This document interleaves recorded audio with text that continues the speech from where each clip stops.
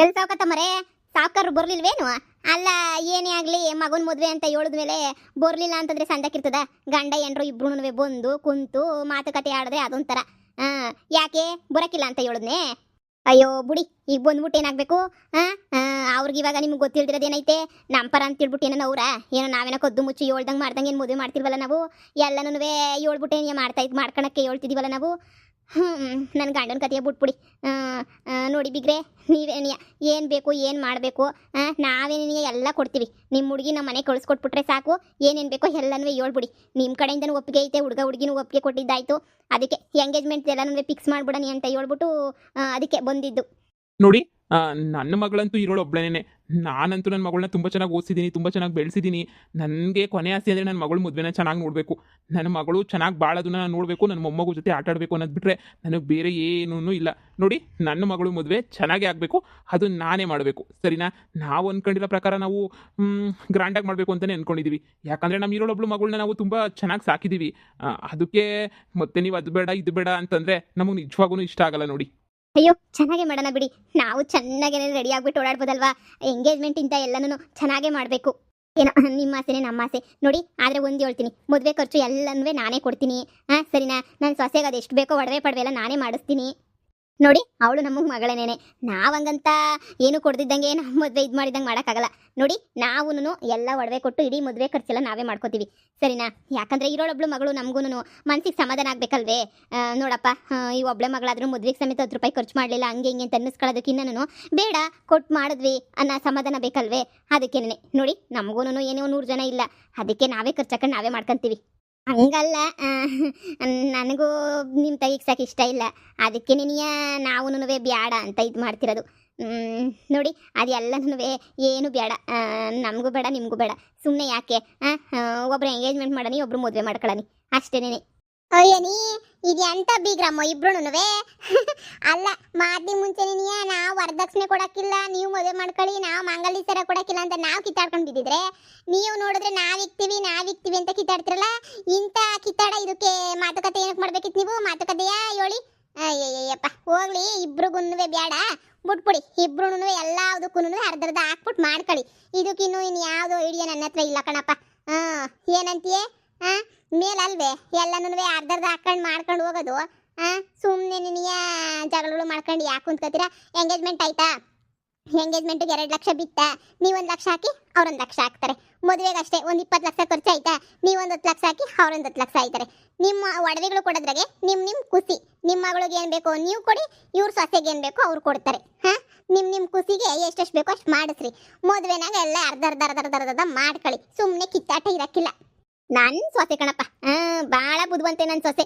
ಹೆಂಗೆ ಬೇಕೋ ಹಂಗೆ ಪಟ್ಟ ಅಂತ ಹೇಳ್ಬಿಟ್ಟು ಸಮಾಧಾನ ಮಾಡ್ಬಿಡ್ತಾಳೆ. ಹೇಳ್ಬಿಟ್ಟು ಅದಕ್ಕೆ ಹೇಳೋದು ನನ್ನ ಮುದ್ದಿನ ಸೊಸೆ ಅಂತ. ಸುಮ್ಕಿರಿ ಅತ್ತೆ, ಏನು ಹೊಗಳ್ತೀರ ನೋಡಿ. ಈ ಹೊಗಳನ್ನ 10 ವರ್ಷ 20 ವರ್ಷದಿಂದ ಹೊಗಳಿದ್ರೆ ಸಂದಕ್ಕಿರೋದು. ಇವಾಗ ಎಲ್ಲ ಮುಗಿದ್ಮೇಲೆ ಹೊಗಳ್ತೀರ ನೋಡಿ ಸಂದಕ್ಕೆ. ಅಯ್ಯೋ ಬಾರೆ ಪದ್ದಿ, ಅವತ್ತಿಂದ ನೀನು ಬುದ್ಧಿವಂತನೇ ನೀಯಾ. ಸರಿ, ಪದ್ದು ಹೇಳ್ದಂಗೆ ನೀ ಆಗ್ಲಿ, ನಾವರ್ಧ ನೀವರ್ಧ ಹಾಕೊಂಡೆ ಮಾಡೋಣ. ಇಬ್ರು ಜಗಳ ಬೇಡ, ಇಬ್ರದ್ದು ಕಿತಾಪತಿ ಬೇಡ. ಮದುವೆ ಎಲ್ಲಿ ಮಾಡ್ತೀವಿ ಅನ್ನೋದು ಮುಖ್ಯ ಅಲ್ಲ. ನಮಗೆ ಮದುವೆ ಗ್ರ್ಯಾಂಡ್ ಮಾಡ್ತೀವಲ್ಲ, ಗ್ರ್ಯಾಂಡಾಗಿ ಮಾಡೋದೇನೇ ಮುಖ್ಯ. ನಮಗೆ ನಮ್ಮ ಫ್ರೆಂಡ್ಸು ಫಾರಿನಿಂದ ಎಲ್ಲ ಸ್ವಲ್ಪ ಜನ ಬರ್ತಾರೆ, ನಮ್ಮ ಫ್ರೆಂಡ್ಸು ಅವರು ಇವರು ಅಂತೇಳಿ. ಸುಮ್ಮನೆ ಚೆನ್ನಾಗಿರಲ್ಲ ಅಲ್ವಾ? ಅದಕ್ಕೇನೆ ಮಾಡಿದ್ರೆ ಗ್ರ್ಯಾಂಡಾಗೆ ಮಾಡಬೇಕು.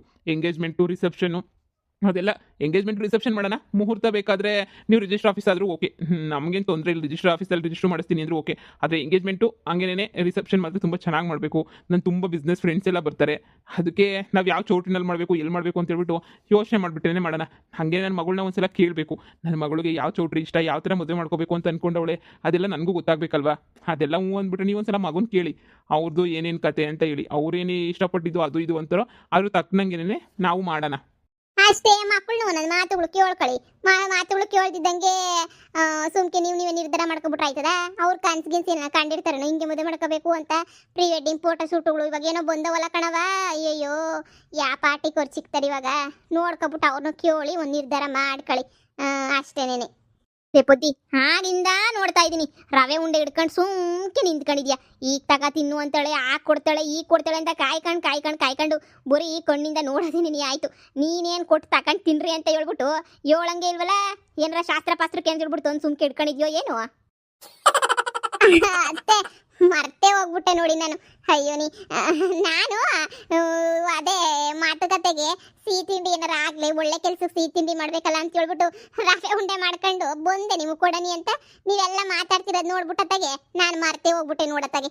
ಅಯ್ಯೋ ತಗೊಳ್ಳಿ ತಗೊಳ್ಳಿ. ನನ್ನ ಸೊಸೆ ಘಮ ಘಮ ಘಮ ಘಮ ನಂಗೆ ತುಪ್ಪ ಹಾಕಿ ಮಾಡ್ತಾಳೆ. ತಗೊಳ್ಳಿ ಎಲ್ರೂ ತಿನ್ನಿ. ಇನ್ನೇನು ಮಾತುಕತೆ ಮಾತಾಡ್ತೀರಾ? ಮಾತುಕತೆ ಮಾತಾಡೋದು ಏನಿದ್ರು ಏನು ಕೊಡಬೇಕು ಏನು ತಗೋಬೇಕು ಅಂತ ಹೇಳ್ಬಿಟ್ಟು ನೀವು ಏನು ಬೇಡ ಬೇಡ ಬೇಡ ಅನ್ನೋರು ನೀವೇನಕ್ಕೆ ಸುಮ್ಕೆನೇ ಇದು ಮಾಡ್ಕೊತೀರಾ?